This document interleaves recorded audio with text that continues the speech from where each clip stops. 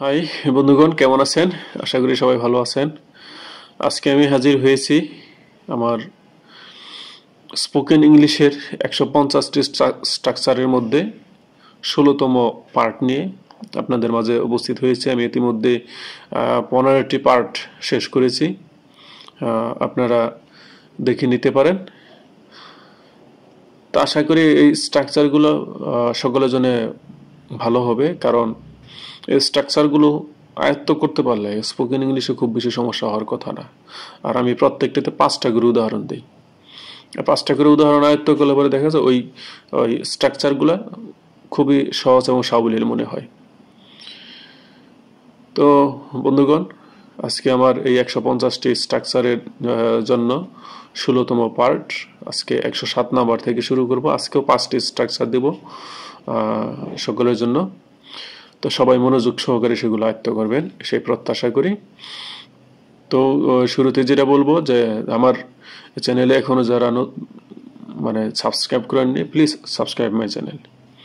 এত কষ্ট করে এই কাজগুলো করি, যদি আপনারা সাবস্ক্রাইব না করেন, দেখেন ভিডিও, আমি দেখতেছি প্রায় 80% যারা সাবস্ক্রাইব করে না। দেখেন মাত্র 20% সাবস্ক্রাইব করে, কিন্তু 80% সাবস্ক্রাইব করেন না। তো আপনাদের কাছে রিকোয়েস্ট থাকলো দয়া করে সাবস্ক্রাইব করবেন এবং লাইক কমেন্ট করে পাশে থাকবেন। তো চলুন শুরু করা যাক। আজকে নাম্বার 107। তো ইন কেস দ্যাট এর অর্থ হচ্ছে যদি এমন হয় যে, বা যদি এমন ঘটে। ইন কেস দ্যাট একটি বাক্য গঠন যা যদি এমন হয় যে বা যদি এমন ঘটে যে এর অর্থে ব্যবহৃত হয়। এটি সাধারণত কোনো পরিস্থিতি বা শর্ত বিবেচনা করে প্রস্তুতি নেওয়ার জন্য ব্যবহৃত হয়। স্ট্রাকচার হচ্ছে দুইটি। Number 1, in case that plus subject plus verb comma main clause. আরেকটি স্ট্রাকচার হচ্ছে main clause plus in case that plus subject plus verb. এরপর আসি আমরা এক্সাম্পলে। Number 1, in case that you need help call me immediately. যদি এমন হয় যে তোমার সাহায্য প্রয়োজন, তাহলে সঙ্গে সঙ্গে আমাকে ফোন করো। ইন কেস দ্যাট যদি এমন হয় যে, ইউ নিড হেল্প তোমার সাহায্য প্রয়োজন, কল মি ইমিডিয়েটলি তাহলে সঙ্গে সঙ্গে আমাকে ফোন করো। এই হলো ইন কেস দ্যাটের অর্থ। এখান থেকে বোঝা যাচ্ছে যে যদি এমন হয় যে। Number 2, bring an umbrella in case that it rains letter. যদি পরে বৃষ্টি হয় তাই একটি ছাতা নিয়ে আসো। ব্রিং অ্যান আমব্রেলা, একটি ছাতা নিয়ে আসো, ইন কেস দ্যাট যদি ইট রেইনস লেটার পরে বৃষ্টি হয়। এ হলো যদি পরে বৃষ্টি হয় তাই একটি ছাতা নিয়ে আসো। In case that he arrives early ask him to wait in the lobby. যদি সে আগে আসে, in case that he arrives early, যদি সে আগে আসে, ask him to wait in the lobby তাহলে তাকে লবিতে অপেক্ষা করতে বলো। Number 4, we have backup power in case that there is a power outage. যদি বিদ্যুৎ চলে যায় তাহলে আমরা ব্যাকআপ বিদ্যুৎ ব্যবহার করব। এখানে যে যদি, ইন কেস দ্যাট এখানে যদি বুঝিয়েছে। Number 5, in case that the train is delayed we will take a taxi. যদি ট্রেন দেরি হয়, in case that the train is delayed, যদি ট্রেন দেরি হয়, we will take a taxi তাহলে আমরা ট্যাক্সি নিব। তাহলে ইন কেস দ্যাট দিয়ে স্ট্রাকচারের সাথে মিল রেখে আমরা 5টি উদাহরণ দিয়ে দিলাম। আশা করি উদাহরণগুলো আপনাদের ভালো লাগবে। এই বাক্যগুলোতে ইন কেস দ্যাট ব্যবহৃত হয়েছে ভবিষ্যতে কোনো ঘটনা ঘটার সম্ভাবনার জন্য প্রস্তুতি বা বিকল্প পরিকল্পনার কথা বোঝাতে। আমি আবারও বলছি, যারা এখনো সাবস্ক্রাইব করেননি, প্লিজ সাবস্ক্রাইব মাই চ্যানেল। এরপরে আসি নাম্বার 108, 108 নাম্বার স্ট্রাকচার। প্রায় 150-এর কাছাকাছি আমরা চলে এসেছি। 108 নাম্বার স্ট্রাকচারে দেখি কি আছে। Two the best of my knowledge, two the best of my knowledge, যদিও লম্বা কিন্তু এটা আমাদের অনেক সময় প্রয়োজন হয়। এর অর্থ হচ্ছে আমার জানা মতে বা যতদূর আমি জানি। Two the best of my knowledge একটি বাক্যাংশ যার অর্থ আমার জানা মতে বা যতদূর আমি জানি। এটি ব্যবহার করা হয় যখন কেউ তার নিজস্ব জ্ঞান বা তথ্যের সীমাবদ্ধতার সাথে কিছু বলতে চায়। এর স্ট্রাকচার দুটি, to the best of my knowledge comma plus statement, আর একটি স্ট্রাকচার হচ্ছে statement plus to the best of my knowledge. এরপর আসি example. Number 1, to the best of my knowledge he has already submitted the report. আমার জানা মতে সে ইতিমধ্যেই রিপোর্ট জমা দিয়েছে। To the best of my knowledge আমার জানা মতে he has already submitted the report, সে ইতিমধ্যেই রিপোর্ট জমা দিয়েছে। Number 2, she is not coming to the party. To the best of my knowledge আমার জানা মতে সে পার্টিতে আসছে না। She is not coming to the party, সে পার্টিতে আসছে না।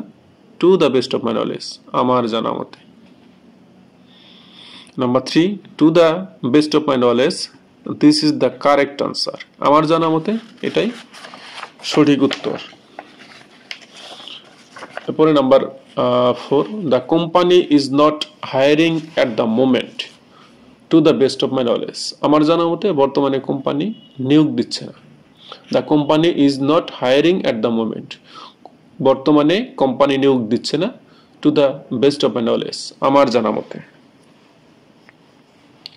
Number 5, to the best of my knowledge the meeting has been rescheduled. আমার জানা মতে মিটিং পুনর্নির্ধারণ করা হয়েছে।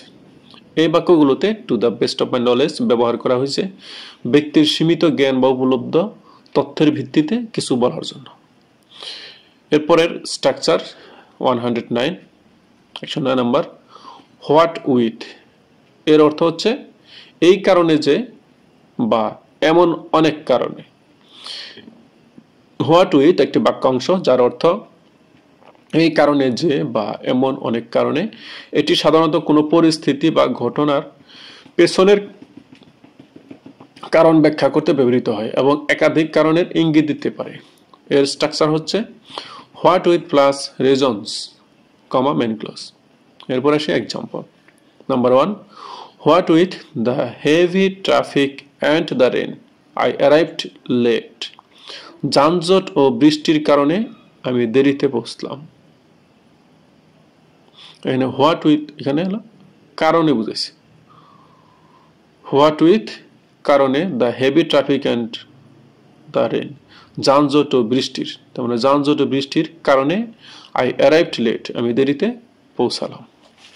Number 2, what with his busy schedule and the long distance he couldn't attend the meeting. তার ব্যস্ত সময়সূচি এবং দীর্ঘ দূরত্বের কারণে সে মিটিংয়ে যোগ দিতে পারেনি। Number 3, what with the high price and the limited stock we decided not to buy anything. উচ্চ মূল্য এবং সীমিত স্টকের কারণে আমরা কিছু না কেনার সিদ্ধান্ত নিয়েছিলাম। এখানেও কারণে বুঝেছি। Number 4, what with her exams and her part time job she barely has any free time। তার পরীক্ষা ও পার্ট টাইম জব কাজের কারণে তার কোনো ফাঁকা সময় নেই।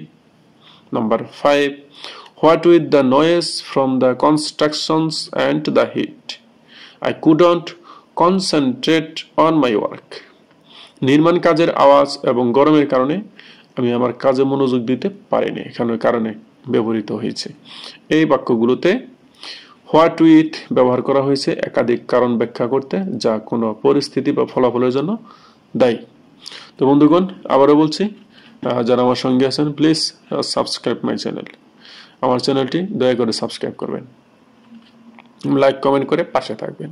এরপর আসি 110, ইন অর্ডার ফর একটি বাক্যাংশ যা বোঝায় যাতে বা কোনো কিছু সম্ভব করার জন্য। এটি কোনো নির্দিষ্ট ফলাফল অর্জনের জন্য একটি শর্ত বা উদ্দেশ্য প্রকাশ করতে ব্যবহৃত হয়। তো বন্ধুগণ, আপনারা যেটা করবেন শুরুতে ইন অর্ডার ফর মানে এরকম যে স্ট্রাকচারগুলো একেবারে হুবহু বাংলা মুখস্থ করে ফেলবেন, যাতে বা কোনো কিছু সম্ভব করার জন্য। এর স্ট্রাকচারটা হচ্ছে দুইটি। Number 1, in order for plus noun or pronoun plus to plus verb, comma main clause. আরেকটা স্ট্রাকচার হচ্ছে main clause plus in order for plus noun or pronoun plus to plus verb. এরপরে আসি আমরা example. Number 1, in order for the project to succeed, everyone must work together. প্রকল্পটি সফল করার জন্য সবাইকে একসঙ্গে কাজ করতে হবে। এখানে করার জন্য বোঝাচ্ছে। ইন অর্ডার ফর করার জন্য, দ্য প্রজেক্ট টু সাকসিড প্রকল্পটি সফল। In order for the project to succeed প্রকল্পটি সফল করার জন্য এভরিওয়ান মাস্ট ওয়ার্ক টুগেদার সবাইকে একসঙ্গে কাজ করতে হবে। আমি ভেঙে একটু বুঝিয়ে দিচ্ছি। Number 2, we need to leave early in order for us to catch the train আমাদের ট্রেন ধরার জন্য আগে বের হতে হবে। এখানে জন্য বোঝাচ্ছে। Number 3, in order for her to improve her skills she practises everyday তার দক্ষতা উন্নত করার জন্য সে প্রতিদিন অনুশীলন করে। Number 4, the rules where simplified in order for students to understand them easily ছাত্রছাত্রীরা যাতে সহজে বুঝতে পারে তাই নিয়মগুলো সরল করা হয়েছে। এখানে যাতে অর্থ বোঝাচ্ছে। Number 5, in order for the flowers to grow well, they need plenty of sunlight. ফুলগুলো ভালোভাবে বেড়ে ওঠার জন্য তাদের অনেক সূর্যালোক দরকার। এখানেও জন্য ব্যবহৃত হয়েছে। In order for জন্য the flowers to grow well, ফুলগুলো ভালোভাবে বেড়ে ওঠার। In order for the flowers to grow well, ফুলগুলো ভালোভাবে বেড়ে ওঠার জন্য they need plenty of sunlight, তাদের অনেক সূর্যালোক দরকার। এই বাক্যগুলোতে ইন অর্ডার ফর ব্যবহার করা হয়েছে নির্দিষ্ট একটি উদ্দেশ্য বা ফলাফল অর্জনের জন্য শর্ত বা প্রয়োজনীয়তা বোঝাতে। আমি শেষ বেলায় বলছি যে আমার চ্যানেলটি যারা এখনো সাবস্ক্রাইব করেননি দয়া করে সাবস্ক্রাইব করেন। এরপরে এটি হলো আজকের মতো লাস্ট স্ট্রাকচার 111 নম্বর স্ট্রাকচার। অন দ্য হোল একটি বাক্য অংশ যার অর্থ সামগ্রিকভাবে, মোটের উপর বা সবকিছু মিলিয়ে। অন দ্য হোল এর অর্থ হচ্ছে সামগ্রিকভাবে বা মোটের উপর বা সবকিছু মিলিয়ে। এটি সাধারণত কোনো পরিস্থিতি, বিষয় বা জিনিস সম্পর্কে সাধারণ মূল্যায়ন বা সারসংক্ষেপ দিতে ব্যবহৃত হয়। এরপরে আসছি স্ট্রাকচার। এখানে স্ট্রাকচার দুটি, on the whole comma plus statement, আর একটি স্ট্রাকচার হচ্ছে statement plus on the whole. Example হচ্ছে number 1, on the whole the trip was enjoyable despite the bad weather. মোটের উপর খারাপ আবহাওয়া সত্ত্বেও ভ্রমণটি উপভোগ্য ছিল। তার মানে অন দ্য হোল এখানে হচ্ছে মোটের উপর। অন দ্য হোল মোটের উপর, the trip was enjoyable despite the bad weather খারাপ আবহাওয়া সত্ত্বেও ভ্রমণটি উপভোগ্য ছিল। Number 2, the project faced some challenge but on the whole it was a success. প্রকল্পটি কিছু চ্যালেঞ্জের সম্মুখীন হয়েছিল তবে সামগ্রিকভাবে এটি সফল ছিল। The project faced some challenge, প্রকল্পটি কিছু চ্যালেঞ্জের সম্মুখীন হয়েছিল, বাট অন দ্য হোল তবে সামগ্রিকভাবে ইট ওয়াজ এ সাকসেস, এটি সফল ছিল। Number 3, on the whole he is a reliable and hard working employee. সব কিছু মিলিয়ে তিনি একজন নির্ভরযোগ্য এবং পরিশ্রমী কর্মচারী। এখানে অন দ্য হোল বোঝাচ্ছে সবকিছু মিলিয়ে। অন দ্য হোল সবকিছু মিলিয়ে, he is a reliable and hardworking employee, তিনি একজন নির্ভরযোগ্য এবং পরিশ্রমী কর্মচারী। Number 4, the film had a new boring scenes but on the whole it was entertaining. সিনেমায় কয়েকটি বিরক্তিকর দৃশ্য ছিল তবে সামগ্রিকভাবে এটি বিনোদনমূলক ছিল। এখানেও সামগ্রিকভাবে বোঝানো হয়েছে। Number 5, on the whole the restaurant offers good food at reasonable price. মোটের উপর রেস্তোরাঁটি যুক্তিসঙ্গত মূল্যে ভালো খাবার সরবরাহ করে। অন দ্য হোল মোটের উপর the restaurant offers good food at reasonable price, রেস্তোরাঁটি যুক্তিসঙ্গত মূল্যে ভালো খাবার সরবরাহ করে। এই বাক্যগুলোতে অন দ্য হোল ব্যবহার করা হয়েছে কোনো কিছুর সার্বিক বা সামগ্রিক মূল্যায়ন দিতে। তো বন্ধুগুলো, এই হলো আজকের মতো শেষ স্ট্রাকচার। তো আশা করি স্ট্রাকচারগুলো আপনাদের অনেক কাজে লাগবে যদি ঠিকমতো আয়ত্ত করতে পারেন। সবশেষে আমি যেটা বলবো যে আমার আজকে 16তম পার্ট চললো, 1 থেকে 16তম পার্ট আমি শেষ করেছি। যারা এই পার্টগুলো সুন্দরভাবে শেষ করেছেন তারা মোটামুটি কথা বলার একটা পর্যায়ে চলে এসেছেন। তো শেষ বেলায় আবারও বলি, যারা এখনো আমার এই চ্যানেলটি সাবস্ক্রাইব করেননি দয়া করে সাবস্ক্রাইব করবেন। তো সবাই ভালো থাকবেন, সুস্থ থাকবেন এবং আমার এই ভিডিওগুলো বারবার দেখবেন, প্র্যাকটিস করবেন, তাহলে ইংলিশটা আপনার জন্য খুবই সহজ হবে। ভালো থাকেন, সুস্থ থাকেন, আল্লাহ হাফেজ।